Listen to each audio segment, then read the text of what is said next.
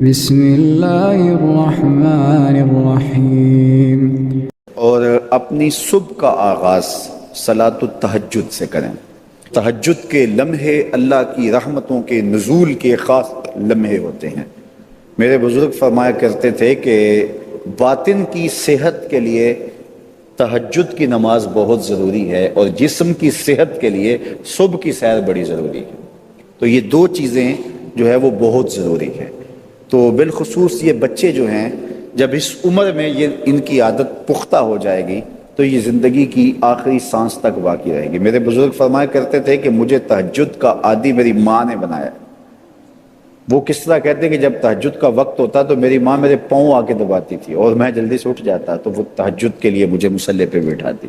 اس کے بعد نماز فجر ادا کیجئے، اور سورۃ یاسین جو شخص اپنے دن کا آغاز سورہ یاسین سے کرتا ہے، سارا دن اس کی حفاظت ہوتی ہے شیاطین سے، شریروں سے، شر سے، گناہوں سے اور بہت سارے معاملات سے، اور نادیدہ حملوں سے، بہت کچھ چیزوں سے اللہ تعالیٰ اس کو محفوظ رکھتا ہے۔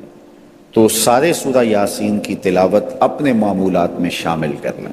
نماز فجر کی ادائیگی کے بعد آپ ہلکی پھلکی ورزش ضرور کیجئے۔ جو قوی مومن ہے، طاقتور مومن ہے، کمزور مومن کی نسبت اللہ کو زیادہ محبوب ہے۔ تو طاقتور مومن، قوی مومن، یہ مطلوب ہے شریعت کا اور یہ مقصود ہے شریعت کا۔ پھر سونے سے قبل سورۃ الملک ایک مرتبہ ضرور پڑھیے گا۔ جس طرح سورہ یاسین پڑھتے ہیں تو سارا دن آپ کی حفاظت رہتی ہے، اور سورہ ملک اگر پڑھتے ہیں تو ساری رات آپ کی حفاظت رہتی ہے۔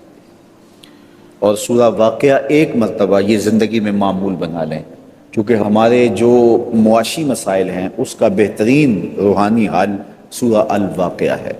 سورہ الواقعہ کی تلاوت کرنے والا کبھی بھی کنگال نہیں رہتا۔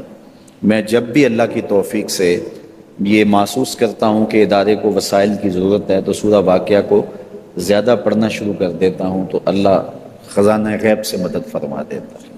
اور جب بھی کبھی میں چاہتا ہوں حرمین طیبین میں حاضری کے لیے تو سورہ واقعہ کی تلاوت میں لازمی کرتا ہوں، اس نیت سے کہ اللہ اس کی برکت سے، وہاں چونکہ ایک کا 1,00,000 کے بدلے میں جو ہے وہ ثواب ہے، تاکہ جو ہے وہ زیادہ سے زیادہ اللہ تعالیٰ وسائل عطا فرمائے۔ تو یہ ساری جو بہاریں آپ کو نظر آ رہی ہیں، اس میں بہت سارا حصہ سورہ الواقعہ کا ہے۔ جس معاشرے میں ہم جی رہے ہیں یہ ناہموار معاشرہ ہے۔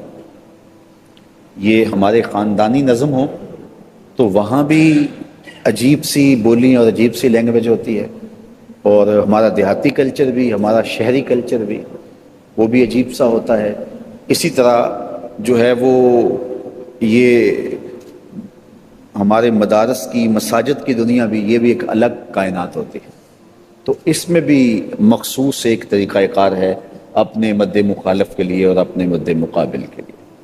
تو اس سے ہٹ کر کے جو ہے وہ جو شریعت کا مقصود ہے اس کے مطابق ہم نے اپنے قول و عمل کو مرتب اور منظم کرنا ہے۔ اسلامی تقویم ہجری کا کیلنڈر حضرت عمر نے بنایا رضی اللہ تعالی عنہ نے، اور اسی تقویم کے مطابق وہ سال کی پہلی تاریخ کو اس دار دنیا سے آخرت کی جانب عازم سفر ہوئے۔ گویا جب ہجری سال کا آغاز ہوتا ہے تو سب سے پہلے ہمیں حضرت عمر فاروق کی یاد تڑپاتی ہے، ان کی شہادت کا تذکرہ تازہ ہوتا ہے، اور اطراف و اکناف عالم میں ان کے ذکر کی خوشبو سے، ان کے تذکرے کی مہک سے مشام ہستی منور ہوتے ہیں۔